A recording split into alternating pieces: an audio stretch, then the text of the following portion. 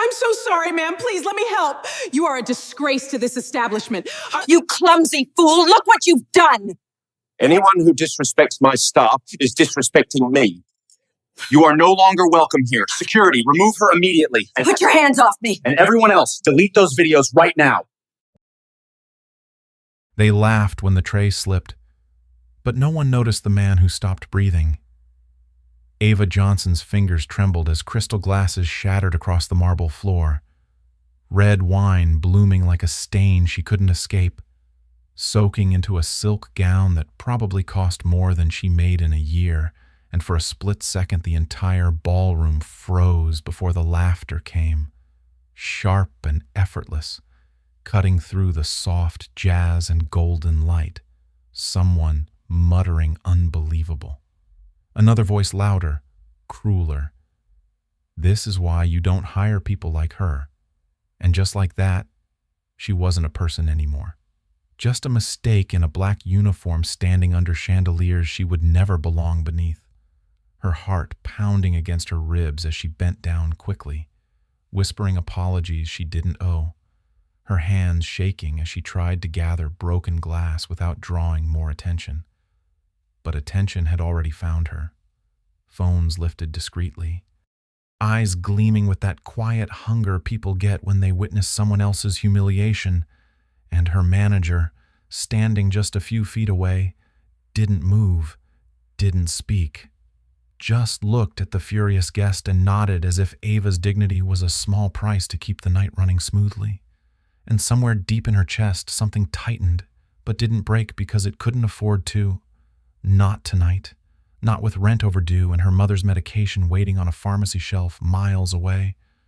Her breath shallow as she kept her head down, letting the words hit and pass through her like she had trained herself to do, invisible. Always invisible. Except she wasn't invisible now. She was the center of a room that thrived on perfection. And she had just ruined it, or at least that's what they believed, because high above the polished floor and the glittering tables, behind a line of dark glass that reflected the entire scene like a silent witness, a man stood completely still. His gaze fixed not on the stain, not on the broken glass, but on the girl kneeling in the middle of it all. And while the room buzzed with whispers and quiet judgment, while the music faltered and someone called for security, he didn't move right away, didn't say a word, just watched, his expression unreadable, as if measuring something far more important than a spilled drink. And in that suspended moment between laughter and consequence, something shifted, subtle but undeniable, like the air before a storm no one saw coming. And Ava, still kneeling, still apologizing, had no idea that the worst part of her night had already passed, and that every eye in the room was about to learn exactly what silence from a man like him really meant. Ava kept her eyes on the floor, her fingers moving carefully over the scattered shards as if precision alone could erase what had already happened. Her breathing uneven, but controlled, because losing control here would cost her more than dignity. It would cost her the job she could not afford to lose.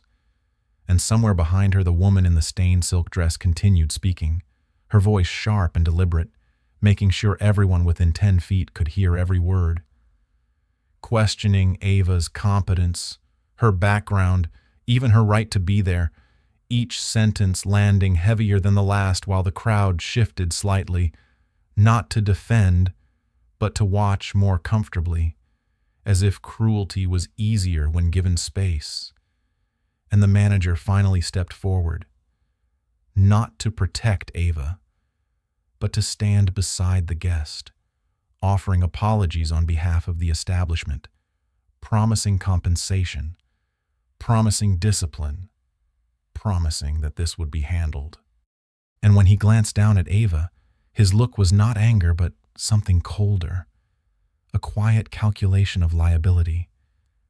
And Ava understood immediately what that meant, her chest tightening as she whispered again that she was sorry, though her voice was barely audible now, swallowed by the murmurs surrounding her. And for a moment, she considered standing up. walking out, leaving the glittering room and everything inside it behind. But the image of her mother sitting in a dim apartment miles away, waiting for medicine that cost more than Ava had in her account, anchored her in place, forcing her to stay kneeling in a room that had already decided her worth. And then the music stopped completely, not faded, not lowered, but cut, abrupt and clean, like a breath held too long. And the change was subtle at first, a hesitation in movement, a pause in conversation, until the silence spread across the room in a slow, undeniable wave, drawing every eye toward the staircase at the far end of the ballroom where a single figure had begun to descend. Measured steps, unhurried. The kind of presence that did not need introduction because it carried its own gravity. Conversations died mid-sentence, glasses lowered, and even the woman in the stained dress faltered, her voice trailing off as recognition moved through the crowd like a current. And Ava, still on the floor, did not look up right away. Not until the polished shoes stopped just a few feet in front of her, close enough that she could see the reflection of her own trembling hands in the shine of the leather. And something about that stillness felt different from everything that had come before. Not hostile, not impatient, just absolute. And for the first time since the tray had slipped, the room was no longer watching her. It was waiting for him. For a long second, no one spoke. No one moved. As if the entire room had been placed on pause. And Ava felt it before she saw it, that shift in the air, that weight of attention no longer pressing down on her but pulling away, redirecting itself towards something far more powerful. And slowly, carefully, she lifted her eyes, not all the way, just enough to see the man standing in front of her, tall, composed, dressed in a black suit that fit like it had been tailored to silence a room. His presence not loud but undeniable, the kind of presence that did not demand respect, yet received it instantly. And for a moment her breath caught because she realized she recognized him. Not personally, not from conversation, but from the way people whispered his name when they thought no one was listening. Ethan Cross, the man whose name was attached to the building, the event, the entire world she was standing in but did not belong to. And still he said nothing, not to her, not to the crowd. His gaze lowered slightly, not in dismissal but in focus, as if the most important thing in the room was not the ruined dress, not the broken glass, but the trembling hands she was trying so hard to steady. And then, without urgency, without spectacle, he reached into his jacket and pulled out a simple white handkerchief, the fabric crisp against the dim light, and he crouched just enough to close the distance between them, an action so small yet so impossible in that room that a ripple of disbelief moved through the guests. And Ava froze completely as he gently took her hand, the same hand that had been scraping glass off marble seconds ago, and began to wipe away the wine that stained her skin. Slow, deliberate movements, as if restoring something that should never have been taken in the first place. And the silence deepened, thick and absolute, because no one knew how to react to what they were witnessing, the most powerful man in the room choosing not to raise his voice. Not to demand answers, but to acknowledge the one person everyone else had decided to ignore. And when he finally straightened, releasing her hand with the same quiet care, his eyes lifted, sweeping across the room, meeting faces that seconds ago had been laughing, recording, judging, and now could not hold his gaze. And when he spoke, his voice was calm, steady, carrying across the space without effort. Anyone who disrespects my staff disrespects me. And it was not loud, not angry, but final. The kind of statement that did not need repetition because it left no room for misunderstanding.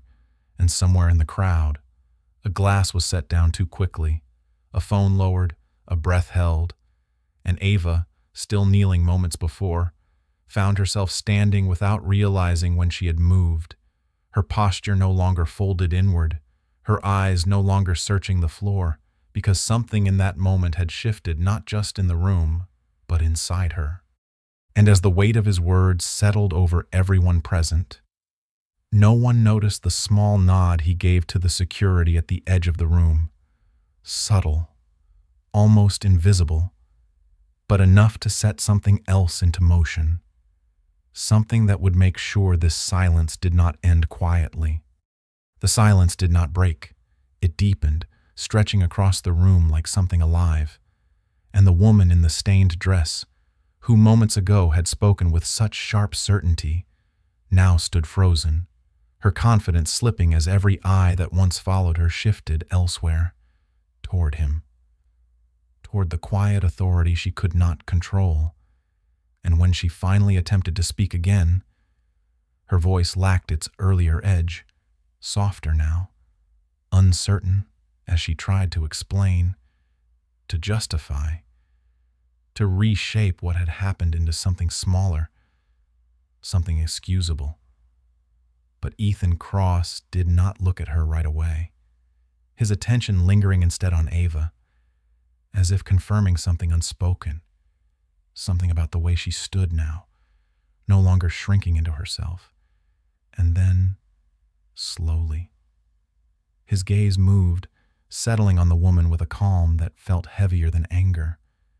And without raising his voice, without a single harsh word, he tilted his head slightly, a gesture so minimal it could have been missed. Except it was not, because the two security staff at the edge of the room responded instantly, stepping forward with quiet professionalism, their presence firm but not aggressive, and the meaning became clear without a single explanation. The woman's expression shifted from irritation to disbelief, then to something closer to realization as she glanced around, searching for support that no longer existed. The same crowd that had laughed with her now avoided her eyes, unwilling to stand in opposition to the man who owned not just the room, but the outcome. And the manager who had stood beside her only minutes ago took a subtle step back, distancing himself from the situation he had once tried to control. And in that moment, the power dynamic reversed completely, not through force, but through presence alone. And Ava watched it unfold with a quiet astonishment she could not fully process, because nothing about this felt loud or chaotic. It was controlled, precise, like a decision that had already been made long before anyone else realized it. And as the woman was calmly escorted away, her protests fading into the background of the restored silence, another shift occurred, smaller but just as important, as one of the security staff approached a guest who had been holding up a phone, the same phone that had been recording Ava's humiliation, and with a simple request, polite but firm. The device was lowered, the screen turned dark, and the moment that had once threatened to define her was quietly erased, not with spectacle, but with intention. And when the room finally began to breathe again, no one returned to laughter. No one resumed their previous conversations as if nothing had happened, because something had changed, something irreversible. And Ethan Cross, having said everything he needed to say, did not linger in the center of attention, did not seek acknowledgement. Instead, he turned slightly, his focus returning once more to Ava, his expression unreadable yet unmistakably different from before. Not distant, not dismissive, but aware, fully aware of her presence in a way no one else in that room had been. And for a brief second, their eyes met without interruption, without noise. And in that quiet exchange, something passed between them that no one else could see, something that would not end with this night, because while the room had just learned a lesson about respect, Ava was about to learn that this moment was only the beginning of something far more unexpected. For a moment, Ava did not move, as if her body needed time to understand what her eyes had already seen. The echoes of laughter replaced by a silence that felt almost protective, and the weight that had pressed against her chest minutes ago began to lift, slowly, cautiously, like something she did not yet trust to be gone. And around her the room shifted back into motion. But it was different now, quieter, more careful, conversations returning in hushed tones instead of careless laughter, eyes avoiding hers not out of dismissal but something closer to unease, as if acknowledging her now required confronting what had just happened. And Ava became aware of herself again, of the faint stickiness of wine on her skin, of the slight tremor still lingering in her fingers, of the uniform that suddenly felt less like a shield and more like a mark she had been forced to carry, and instinct told her to retreat, to step back into the background where she had always been safe. But something held her in place, something unfamiliar, a quiet steadiness that had not been there before. And when she finally looked toward Ethan Cross again, he had not left. Not yet. He stood a few steps away, no longer the center of attention but still the center of gravity, speaking briefly to one of the event coordinators with a tone that was calm yet unmistakably firm. The kind of tone that did not invite disagreement. And then, as if sensing her gaze, he turned back toward her, and for a brief second, the noise of the room faded again. Not completely, but enough that the distance between them felt separate from everything else.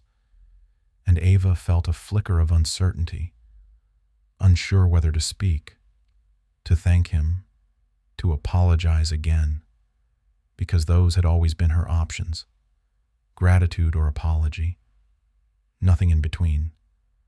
But before she could decide, he closed the space with a few measured steps, stopping at a respectful distance that did not crowd her, did not intimidate. Just enough to be present, and when he spoke this time, his voice was quieter than before, meant only for her, steady and direct. Are you hurt? The question simple, almost unexpected, and for a moment Ava could not answer, because no one had asked her that, not the manager, not the guests. No one had considered her beyond the mistake they thought she had made. And she shook her head lightly, finding her voice just enough to respond. No, sir. The word automatic, shaped by habit more than choice, and something in his expression shifted slightly. Not displeasure, not approval, but recognition, as if he understood exactly what that word carried. And he nodded once, acknowledging her answer, but his gaze did not move away immediately, lingering just long enough to make it clear that he was not seeing a server. Not a mistake, but a person who had been placed in a situation she did not deserve. And then, without raising his voice, without drawing attention, he reached into his jacket again and handed her a fresh cloth, cleaner than the one he had used before. A small gesture, almost ordinary, but in that moment it felt deliberate, like a continuation rather than an end. And as Ava accepted it, her fingers brushing the fabric, she realized that whatever had just happened in that room had not been a single moment of intervention. It had been a decision, one that had already begun to ripple beyond the walls of that ballroom. And though she did not yet know what it would mean for her, she could feel it, quiet but undeniable, that her life had just shifted onto a path she had never imagined. And somewhere in the room, unseen by most, another conversation had already begun, one that involved her name, her situation, and a choice that Ethan Cross had not yet revealed. The room continued to move around them, But Ava felt as if she had stepped into a quieter space that existed just beneath the surface of everything else. The music returning in softer notes, conversations resuming with careful restraint, yet none of it reached her the same way it had before, because something fundamental had shifted, not just in how others saw her, but in how she now stood within that space, no longer shrinking, no longer apologizing for simply being present. And as she held the clean cloth in her hands, she realized she had stopped trembling. The small, constant shake that had followed her through long shifts and difficult nights finally settling into stillness. And that stillness felt unfamiliar, almost fragile, as if it could disappear the moment she looked away.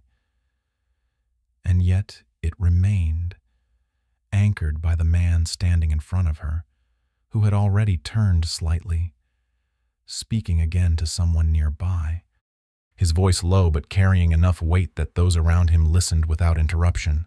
And Ava noticed the way people responded to him now, not with forced politeness or shallow respect, but with a kind of quiet attention that came from understanding exactly who he was and what his words meant. And she realized that his earlier statement had not been a reaction. It had been a standard, something that existed long before tonight and would remain long after. And that realization settled into her mind slowly, reshaping everything she had assumed about the world she worked in. And before she could fully process it, her manager approached again, his expression no longer cold or dismissive, but strained, almost cautious, as if he were stepping into a situation he did not fully control anymore. And he cleared his throat softly before speaking, addressing her with a politeness she had never heard from him before, asking if she needed a moment, offering assistance. His words carefully chosen, and Ava recognized the shift immediately, not because of kindness, but because of consequence. Because the same man who had ignored her minutes ago was now adjusting his tone under the weight of someone else's attention. And she nodded slightly, unsure how to respond to this sudden change.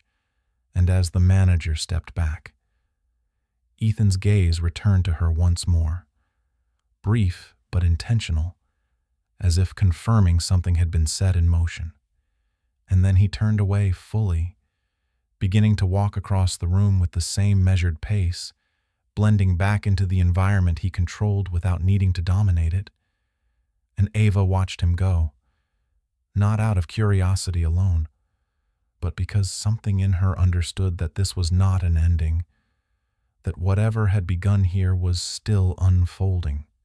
And as she stood there, surrounded by people who now kept a careful distance, she became aware of another presence approaching, one of the senior coordinators, holding a tablet, speaking quietly but directly, asking for her name, her schedule, details that no one had ever cared to ask before. And Ava answered slowly, each word feeling heavier than it should, because she could sense that these questions were not routine. They were deliberate, part of something larger she could not yet see. And as the coordinator nodded and stepped away, typing quickly into the screen, Ava felt a strange mix of uncertainty and anticipation settle over her, because for the first time in a long time, the path ahead did not feel predictable. And somewhere across the room, Ethan Cross paused briefly near the exit, speaking to another figure in a low voice. A conversation too distant to hear, but close enough to understand its importance.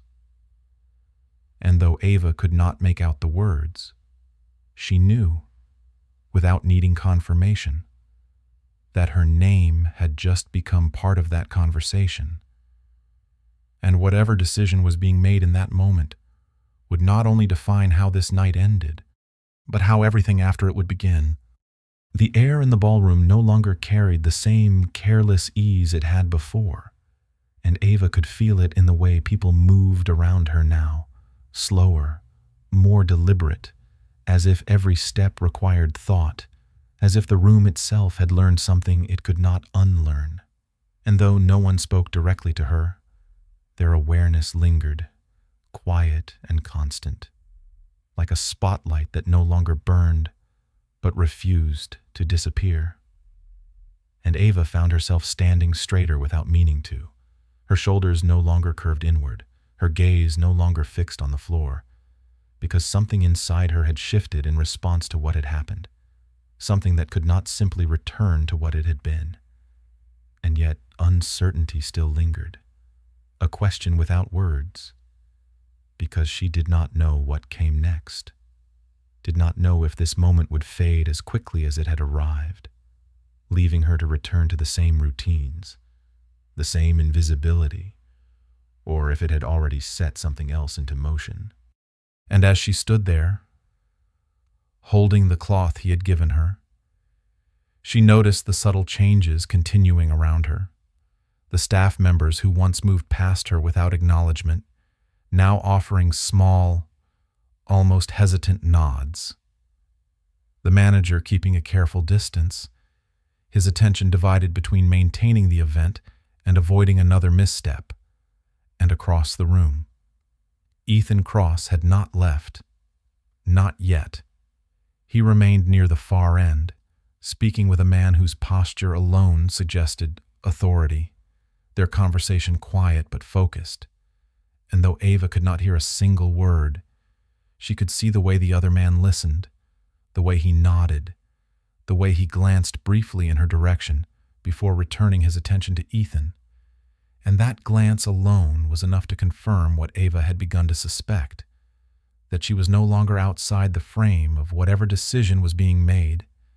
And a moment later, the same senior coordinator approached her again, more direct this time, no hesitation in his steps, and he addressed her by name, Ava Johnson.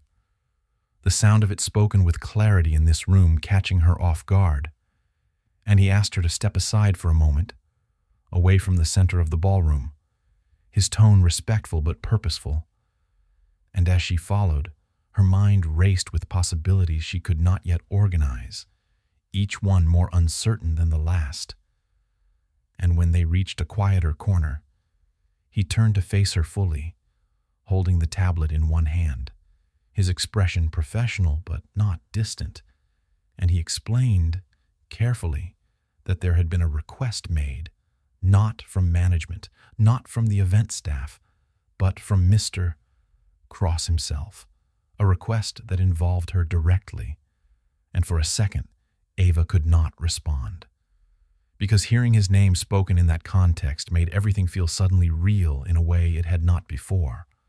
And the coordinator continued, outlining details that felt almost surreal, asking if she would be willing to stay after the event, to speak briefly. Nothing formal, nothing demanding, just a conversation. And Ava felt her breath catch again, not from fear, but from the weight of possibility, because nothing in her life had prepared her for this moment. Nothing had suggested that someone like him would take interest in someone like her beyond what had already happened. And yet here it was, unfolding quietly, without spectacle, just like everything else he had done that night.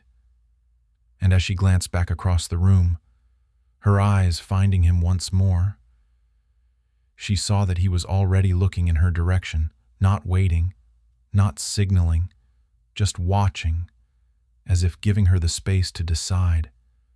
And in that silent exchange, Ava understood something she had never been given before, a choice that was truly hers. And whatever answer she gave in the next few seconds would not just shape the end of this night. It would begin something she could not yet see, but could already feel waiting just beyond it. The question did not rush her. It waited, hanging in the quiet space between expectation and possibility. And Ava felt the weight of it settle deep within her chest, not as pressure, but as something steadier, something that demanded more than the automatic responses she had relied on her entire life. because this was not a moment she could answer with an apology or a polite nod. This required something else, something she had rarely been allowed to give. And as she stood there with the coordinator watching her carefully, she became aware of every small detail around her. The soft hum of voices returning in the distance, the faint clink of glass against glass, the lingering scent of wine still present in the air, and beyond it all, the quiet presence of Ethan Cross, still visible across the room, still watching without urgency, without pressure, as if he had already accepted whatever answer she would give.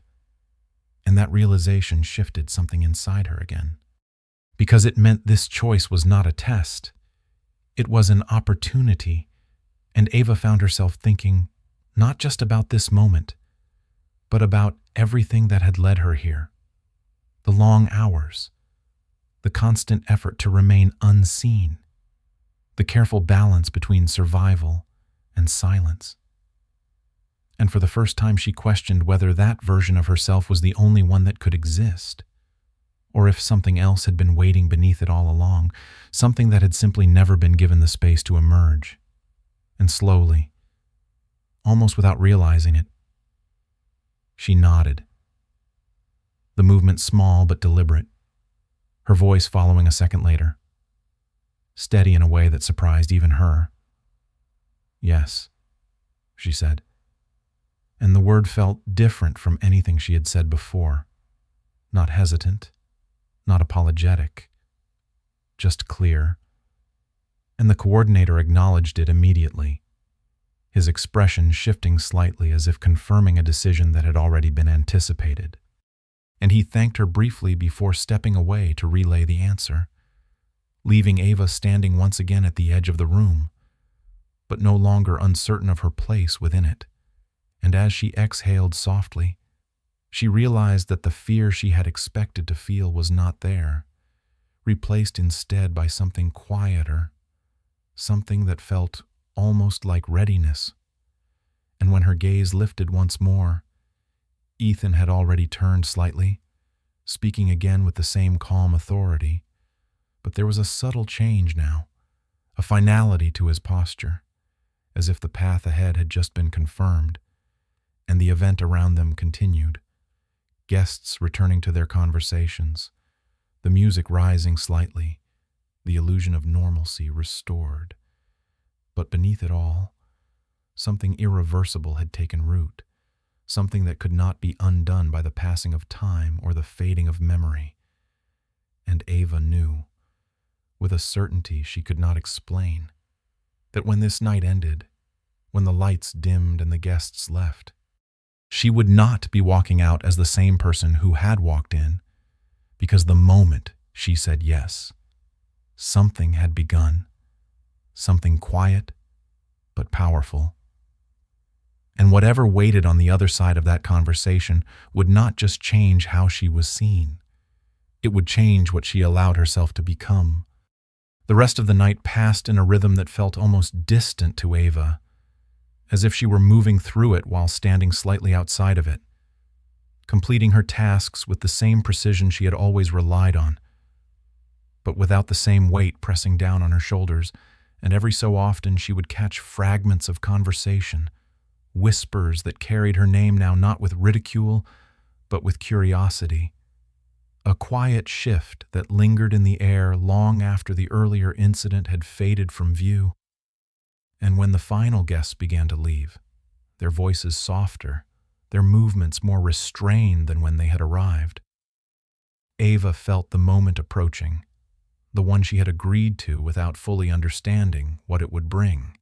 And as the ballroom slowly emptied, the lights dimming just slightly, the staff moving efficiently to reset the space, she was approached once more by the coordinator who had spoken to her before, his tone calm as he asked her to follow him, guiding her away from the main hall and into a quieter corridor lined with dark wood and soft lighting, a space that felt removed from the spectacle of the evening. And with each step, Ava felt her heartbeat steady rather than race. a quiet confidence replacing the uncertainty she might have expected. And when they reached a private room at the end of the hall, the door already slightly open, the coordinator stepped aside, allowing her to enter alone. And inside, the atmosphere was different, still, controlled. The noise of the party completely absent, and Ethan Cross stood near the window, looking out over the city lights that stretched endlessly beyond the glass. His posture relaxed, but deliberate, as if even in stillness he occupied the space fully. And when he turned to face her, there was no crowd, no audience, no expectation beyond the moment itself. And Ava stepped inside, the door closing softly behind her. And for a second neither of them spoke, not out of hesitation, but because the silence did not demand to be filled. And then he took a few steps forward, stopping at a distance that felt respectful, measured, and his gaze met hers with the same clarity as before, not assessing, not judging, just present. And when he spoke, his voice was calm, steady. "You handled yourself well tonight," the words simple but sincere, and Ava felt something settle in her chest at the acknowledgement, something she had not realized she had been waiting for. And she nodded slightly, unsure how to respond without slipping back into old habits. But he continued before she could retreat into them, explaining briefly that what he had seen was not just a mistake corrected, but a reflection of character, of restraint, of strength under pressure, qualities he valued. And as he spoke, Ava realized that this conversation was not about what had gone wrong. It was about what had been revealed. And when he paused, his next words carried a quiet weight, an offer. Not spoken in grand terms, but clear in its intent. A chance to step into something different. Something that would change not just her work, but the way she moved through the world. And Ava listened.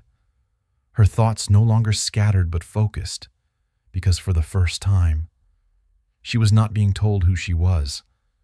She was being given the chance to decide who she could become.